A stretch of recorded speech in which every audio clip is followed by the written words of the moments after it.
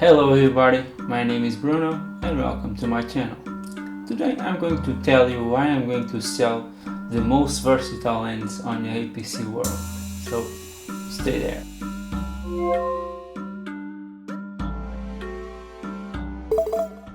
So what is this lens that everyone tells that is so great and so versatile? And I cannot deny them because it's a great lens and it helped me very well. But I think now is time to move on. But first I'm going to talk about why I choose this lens in the first place. It was my first lens for the APS-C camera, my Sony A6400, and it served very well the purpose that I wanted. I want a versatile lens that could do photography with it and the videography. So what is this great lens that everyone is talking about? I think you can guess it. It's the 18-105. So why did I pick this lens up? I think you can guess it. It's a very good value for your money. You can get this lens used for like 400 to 500 euros. That is a great value if you want a one lens that can do almost all the things that you want. You can do video because it's stabilized and it is not extended, so if you want to zoom it, it's going to stay the same length, and that's very good if you are using a gimbal. It's also very good that it has a f4 constant aperture, so that's also very good because you don't need to change your settings when you are filming it with it. And for photography, you have a very wide range with this lens. That's great because you can take portraits, you can take almost landscapes with it, and you can take telephoto photos if you want, or if you want to get background blur, you also can do it if you go to the 18 millimeters or to the 105 millimeters, because it's f4 and on those lenses you're going to get a very good bokeh. You can feel it, it's a great lens, a very compact lens, and it's a very well built. You can feel that it's a piece of glass, your first and good piece of glass that you're going to get, at least if you get this one first. It's also a G lens, so it's not G Master but it's G, so it's a bit lower than the G Master lens from Sony, but it has a great video quality and great image quality.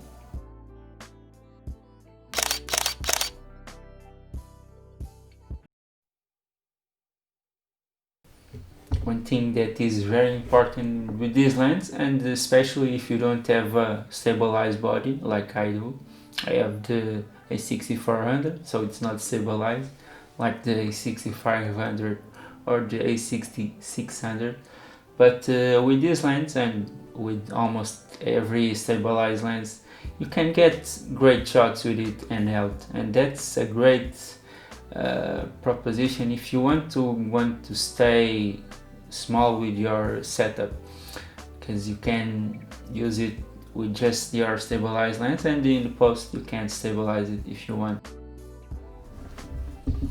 And lastly, you can use the great autofocus that this pair has. Of course I'm talking about a native lens with the Sony camera.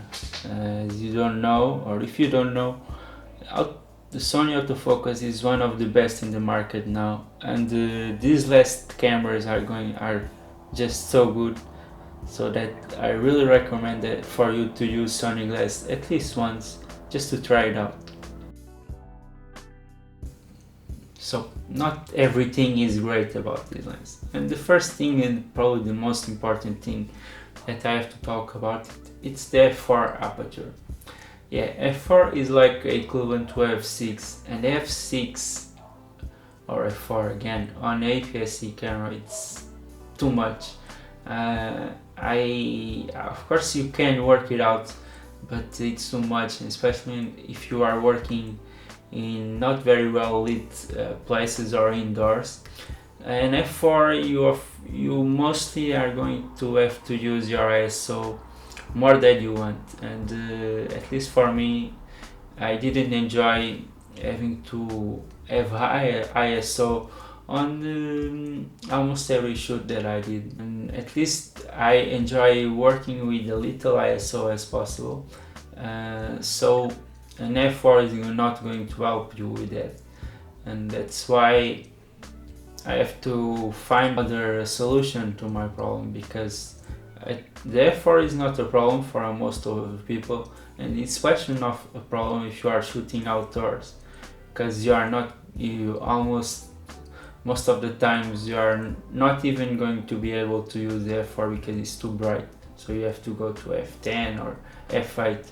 That is great, and that's a great use if you are going outside. I recommend this lens. But if you are working inside and with not artificial light or very good artificial light, the f4 is too much.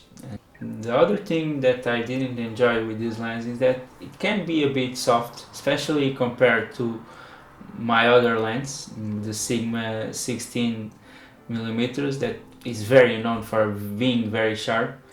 But when I compare the two, I see that the 18mm, because you cannot go under the 18, although it's probably the sharpest focal length, I prefer the Sigma look.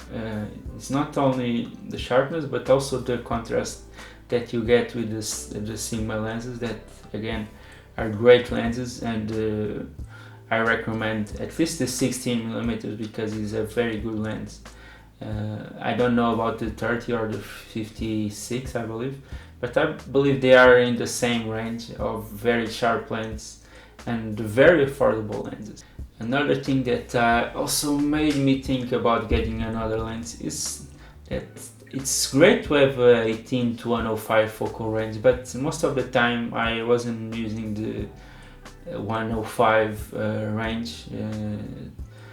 At least for my style of shooting, I don't like to go over the 18mm, and even the 80mm is quite far, because it's very far out. It's equivalent to at least the 80 to 100mm, more or less. That's a lot. Most of people don't shoot that long, so having this focal range didn't benefit me that much. So why should I have a lens that, yeah, I can go to 105, but if I'm not using it, shouldn't I get a lens that is a bit more compressed, but that is better quality with that compressed area?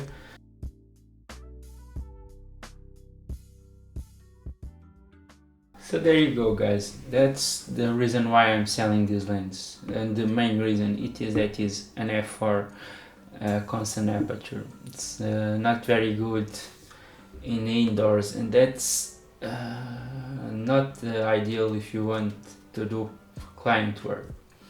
But if you're not going to shoot indoors, I recommend this lens because it's a very versatile lens, and it is very affordable, at least if you are starting out. And yeah, you should pick it up, but again, I'm going to change to another one. So yeah, if you have any recommendations on what lens should I get for the APS-C camera that is going to cover my needs, again, I shoot client work, so I need a versatile lens that can shoot in indoors and without any problem, so I need a low aperture. So if you know any lens that you can recommend, comment down below. I would like to see your recommendations. And again, don't forget to like and subscribe this channel, and thank you for watching.